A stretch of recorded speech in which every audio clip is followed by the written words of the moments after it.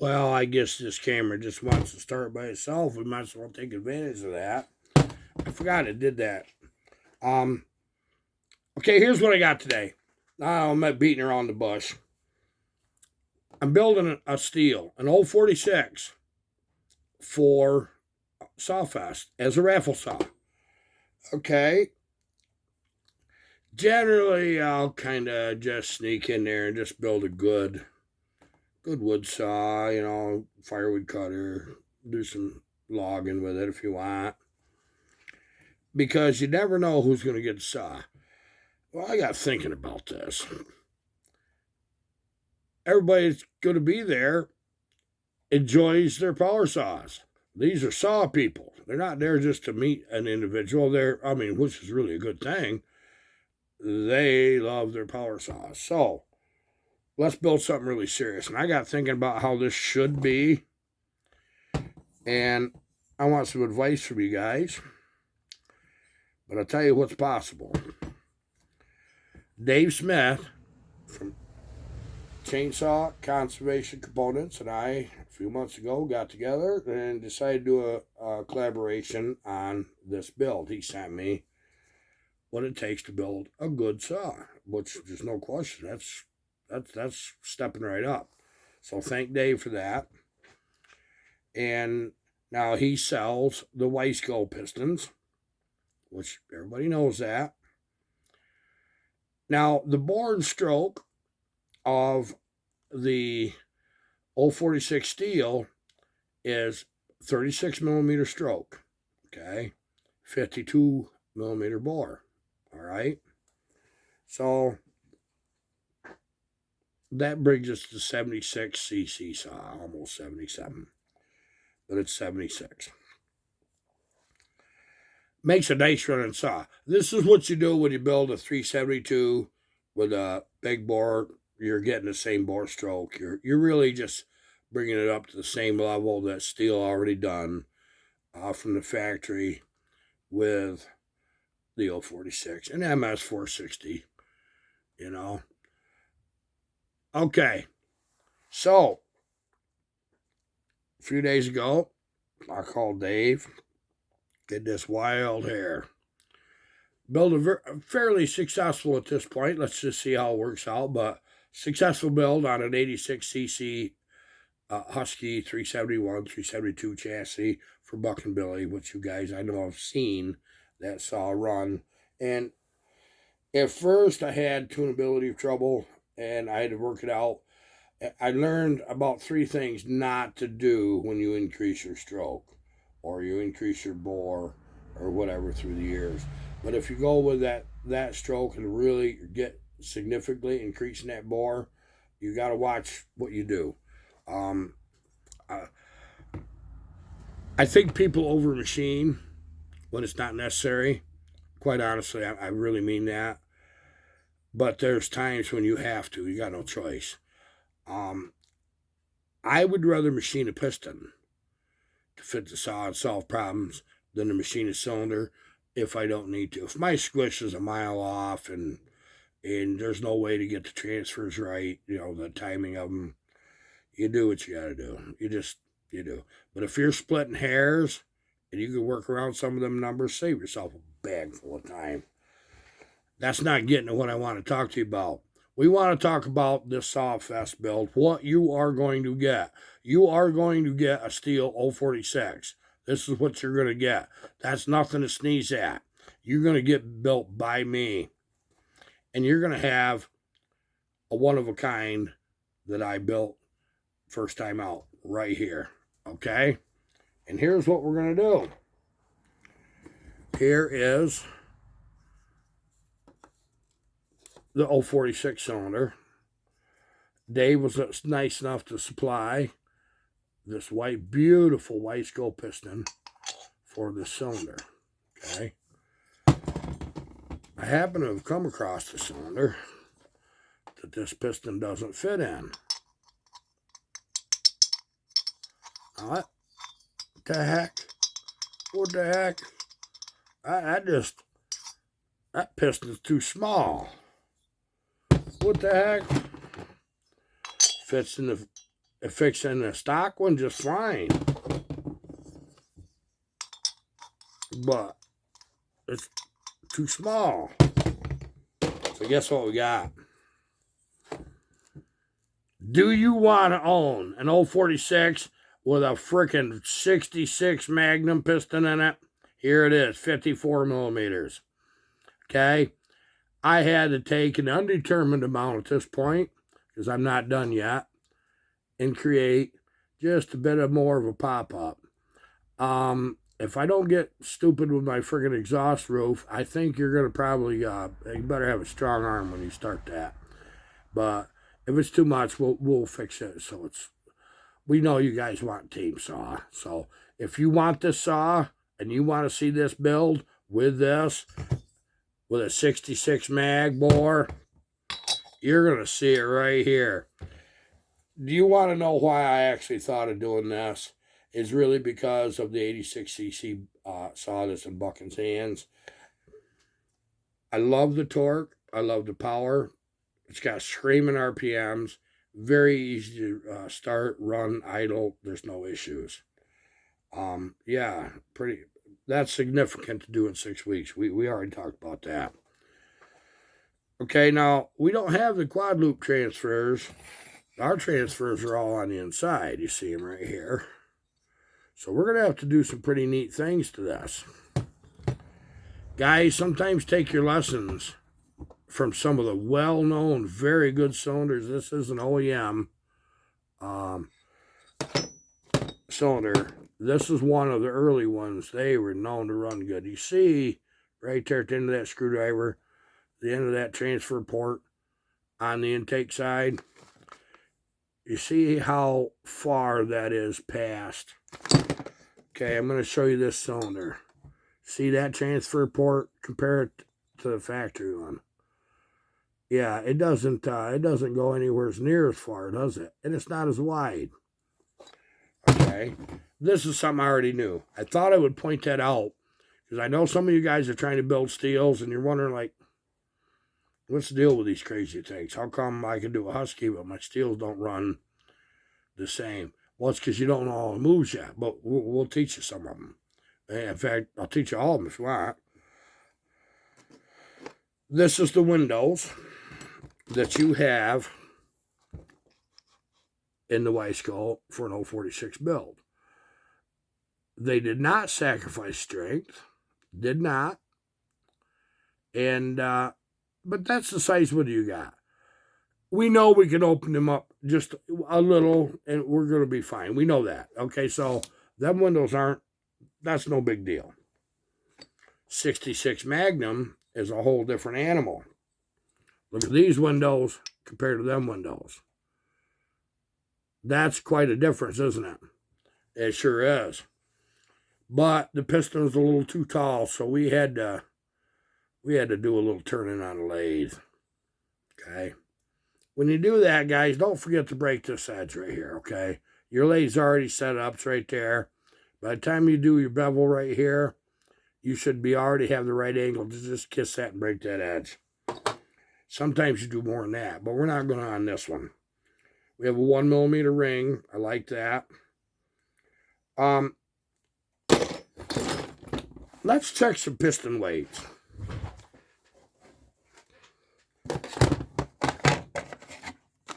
Let's just do that.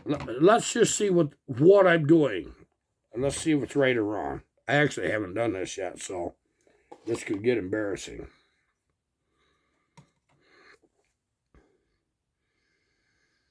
Okay.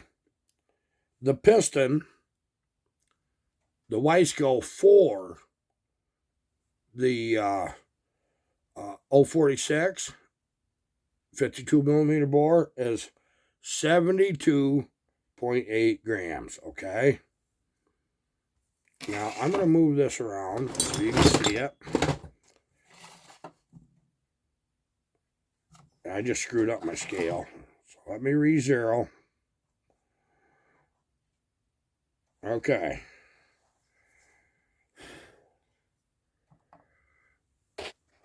I'm going to move you. Now that I moved the darn thing, the weight changed slightly. but that's okay. Okay, we got 73.4 grams with the 52 millimeter white skull, which that's very good actually. Okay, here's the one that I machined the top off of. We have 73.1. All right. Now, I have a little I can trim off these skirts when I get to that point. So it can be a little lighter than that. So 73.4 for the 52 millimeter. 73.1. Okay, that makes that valid for me, okay? It really does. Now, let's take a hard look at some of these wrist pins, too. And I'm going to show you something funny. Okay, so here's a wrist pin 4046. Okay, that's 16 grams. See that? Now watch this one.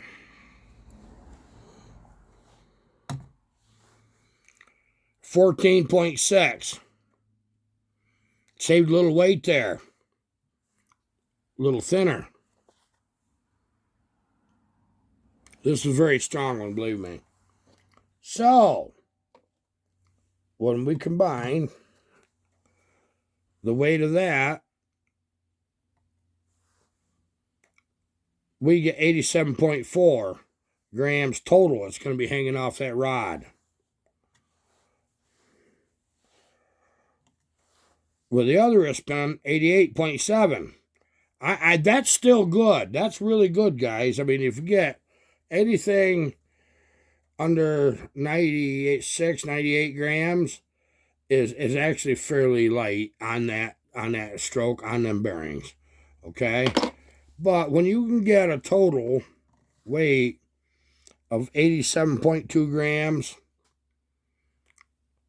I think that's amazing. Now let's do something.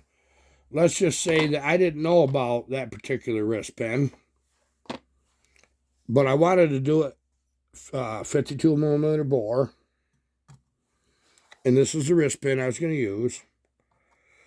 Total weight would be 88.8. I'm still under 90, which is really good. So 88.8, going 2 millimeters bore for that wrist pin, 87.1. I consider that significant. I really do. Okay, so what we've created is the same bore as the 66 Magnum in an 046. This is what we intentionally have done with less weight than we would have ended up with as the stock bore. We're increasing it. 82 cc's, guys. 82 freaking cc's. There's no substitute for cubic inches, bar none. Why I'm going down this road, I've done it in the past. I just thought it was time to show you guys, okay, here's what's possible. Here's what you can do. Here's how you do it. Okay, I just wanted you to know that. This cylinder, as a big bore, is available right from Wolf Creek. Wolf Creek Saw Shop. Talk to Ryan. And then get a hold of Dave if you want one of these 66 pistons. It's about 50 thousandths. I think I've cut 45 off this one. I would just want to see where I'm at. Maybe 43. I think maybe 43 thousandths. But I think I'll end up going just a little bit more. And but I want to sneak up on it. I want to get a tight squish. Boom. I got to make it fit first, guys. That's what I got to do. Got to make it fit first. One of you are going to get this saw. I'm not carrying it back home. One of you is going to get this saw at the sawfest raffle. I'm so excited to show you everything that's going to be done. Now, this was 20 minutes to get this where I got it. Digging around my box full of fun stuff to find the right wrist pin. The one I wanted to use. Yes, we're using good wrist pin retainers. The little C-clips, the ones that you put them in, bing, where the heck did that go? So that's kind of cool. Now, I just finished the saw for Kevin Z, an 046. So that was kind of nice. Get that, got it done, got it out of the way. Kevin's got a beautiful saw. I've got a bunch of footage of it. I don't know if I'm going to mix some of it in with this or not, but maybe I'll just put the two together as a finished video and just show the comparisons. You're getting a serious saw, guys. It's still a logging saw. It's not a competition saw, not a cookie cutter. We can go cook cookies if you want, but it is a logging saw. It'll run. This will run all day, day in, day out, and this is what I want. But it's going to be a fun one. It really is. Now I made some funny marks on here. Now what I've got here is just a little dot. I've laid out. You can see my 4 little marks here, where the windows and the piston are. Okay. Now what I've done in the cylinder is I've just kind of put a dot.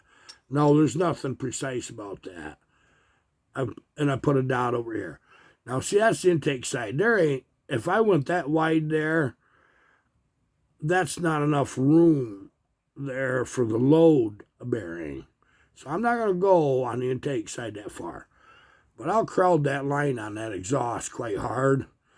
You got to remember, we're trying to get the exhaust down, turn it, go this way, all the way above the intake. You want that to hit about right in there, right in that area, okay?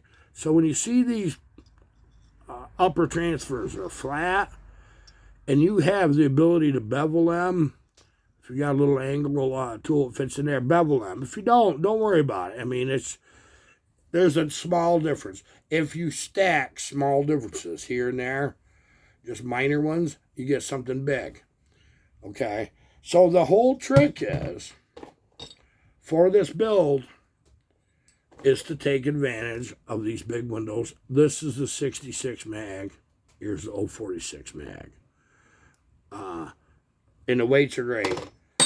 The less weight you can swing on the end of that rod on the small end, the better off you are.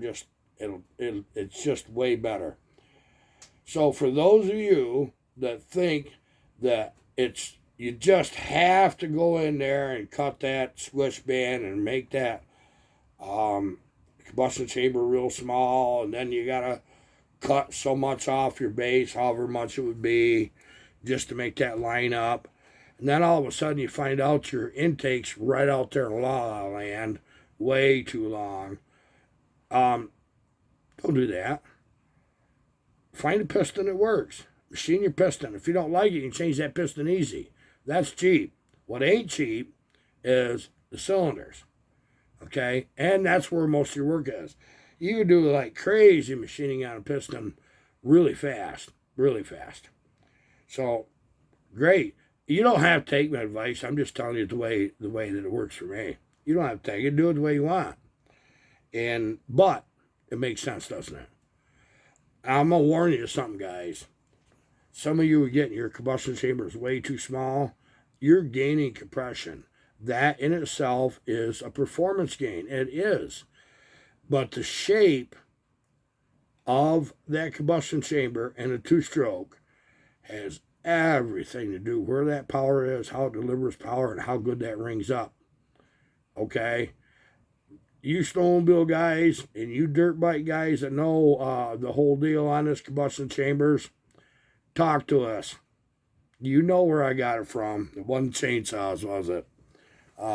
It's way better to have a little bit of a pop-up on a piston than to freaking have a flat top with a small combustion chamber that you've done some crazy things to get it there. And then screw up your transfer timing and your intake timing. Say, well, gee, I can just raise them upper transfers and get them back where they were if I wanted. Yeah, you can. But as you increase the size of them upper transfers, you are going to lose your velocity. Just like when you do short blowdown. Smaller saws like shorter blowdown than bigger saws. We know this. But if you take a bigger saw and get a short blowdown, it'll fall right on its ass. Oh, I know I'm going to hear all kinds of crap in the comments. I don't even care. Get your freaking saw and run it. Just be honest with yourself. If you don't want to be honest with yourself, you can't be honest with me. Plain in a simple way it is. But if you get them uppers too big, it doesn't have any pressure to make a nice form. You want that to go across the top of that piston at an angle. That's what you want. It starts here and goes out. Okay? This is what you want. But if the upper transfers are real big, because you've done so much machining, now all of a sudden you got to have monster uppers. It just kind of blubbers out. It doesn't. There's no flow characteristic. It just like lit cigarette smoke in the air, just kind of wafts along. And that isn't cohesive to good horsepower. It's really not. But you can't help everybody. And I'm not going to try anymore. I'm just not. I got a bunch of you guys on WhatsApp. Ask me questions. I show you what I do. Add your own thing. Anything I've ever showed you, you try it that way. And you might actually really like it. But don't be afraid to sit there and say, well, gee, I think Iron Horse missed this. Let me try this also. Or let me just take this guy's idea and Iron Horse's idea and a little bit of this other fella and with what I've already learned and put it into a melding pot. Do that. Because you might just amaze yourself. It's that or you'll wish you never did it again. I do want to take a moment to show you a saw. It is Kevin Z's 046 steel that I just finished up the other day. Okay? The reason I want you to see it, the saw is beautiful. It's just plain beautiful saw. Got nice compression. It's real good. Decomp does work. Okay, so that's a plus in that. I'm not going to start it right this second because it fogs me out. Every time I start sawing here, I already got a headache, so I don't want to compound that problem. You're going to see Kevin Z's saw at Sawfest. Okay, now what Kevin wanted, he wanted a saw you can run all the time, cutting firewood, doing whatever he wants to, not have to worry about it. Easy starting, idle all day, that kind of saw. It's a dual port muffler, but a stock design dual port muffler on it. It's still got screens in it, by the way. You can pull them out and have more fun. But it's got screens in it, and that's the way I'll send it back to him. But I'm going to tell you, it's a strong runner. It's a very strong saw. It's a nice saw. But what I'm building for you guys for Sawfest is just, it's a spicy, fairly, nice spicy, not crazy spicy, just nice. That's what I want. Because whoever wins that in the raffle, I want them to say, hey, look, I have an Iron Horse saw. You got to check this out. Boom, boom. And you can scare your neighbors with it. I'll guarantee you that's what's going to happen. But I don't have a lot of time to get this done. I still have several other saws to finish up. I'm hoping to have one of them big Huskies that I built myself, similar to the one I built for Bucking, done and out Sawfest. We have, in tomorrow's video, I'm going to show you some bars that I got from B-Ray Farms. They have bars in stock. You don't know how long they're going to last. If you already got their contact information and you want bars and chain, you better get them. Normally, it's not a problem, but shipping now ends up being one of them situations where you get partial orders. You don't get everything you want, you just get some. So there is some stuff available. Tomorrow I will give you all the information. CPI pipes. I got two more from CPI. You remember when we run that on that big saw? Husky. I was really impressed. Well, guess what? These are showstoppers. You're going to love it. I'm going to try gun blue in one of them. I think that'd be kind of cool. I really want to show you them pipes tomorrow. What I need to do today to finish my day is I want to get these lower transfers done because there's a significant amount of work to do in these. So that's what I'm trying to do today is get them done. Hopefully tomorrow you'll see where we're at with the saw. We'll get some timing numbers off this big boy here and continue the build. Today is about introduction, what we're doing, what you're getting. It's nice to see what you're actually getting on the inside, isn't it? It is. I just loved it. I was fascinated with the idea of having a 66 Magnum piston in an 046. And it's this easy. It's this easy. Wolf Creek has these. I don't know how many they got. Maybe before I might want to erase this part of the video so I can get a couple more from Ryan before you guys hog them all. No, I'm just joking. I already got some. Looking forward to this. This is going to be a fun build. It's going to be a beautiful saw. It's going to be nice to run. I can't wait. Dave Smith needs many thanks for this. He's the one that helped me put this together. I couldn't have done it without him. I would have had to done something different. But I definitely would have helped Sawfest. There's no question. I definitely would have. Guys, you're wonderful to me. You really are. The comment section lately has been amazing. What do I mean lately? It's always amazing. You guys are freaking incredible people. And you're helpful. If I ask you a question, I get answers. You guys tell me what you're thinking. Okay, I do. I like the idea of this 54 millimeter piston. I like this idea. I showed you the weights. We're in good shape for weight. We're not stressing anything. Just not. That is impressive to me. That really is. I have no concerns over this build. None whatsoever. It's going to be awesome. And you guys are what I got to think. Sometimes, let me tell you something, guys. I'll be honest. I'll be 62 here fairly quick. You get 40 years of doing this. You don't get to do a lot of really fun stuff all that often because mostly it's about keeping these guys logging saws running, local guys. And some of you guys too that I've become good friends with, keeping your saws going and doing some tweaks to them where that you have an enhanced performance level and it's something you're really happy with. But we get off in these crazy tangents.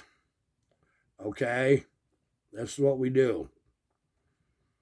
Now, those of you that seen Buchan's 86cc saw run, that looks like that was a walk in the park. It wasn't. It was not. I can show you what happened fairly quick. Remember I tell you sometimes you got to break a few eggs? Yep. Yeah, you know what did that. I hung a ring. I hung a friggin' ring.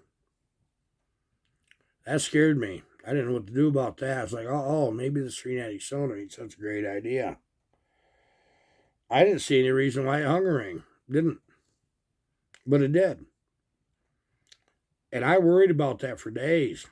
It's like, oh, man. So I put another piston in it. With a great amount of work, of course. It didn't hang a ring.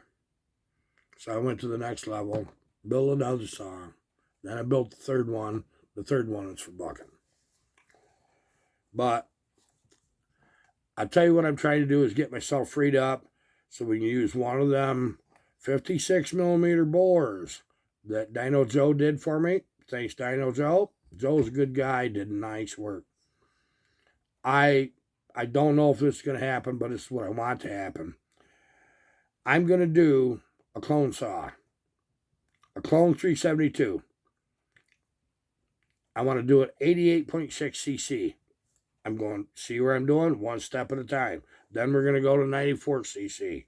Once we get that where we know we're safe, then I'm going to go ahead and go full bag to 100 cc.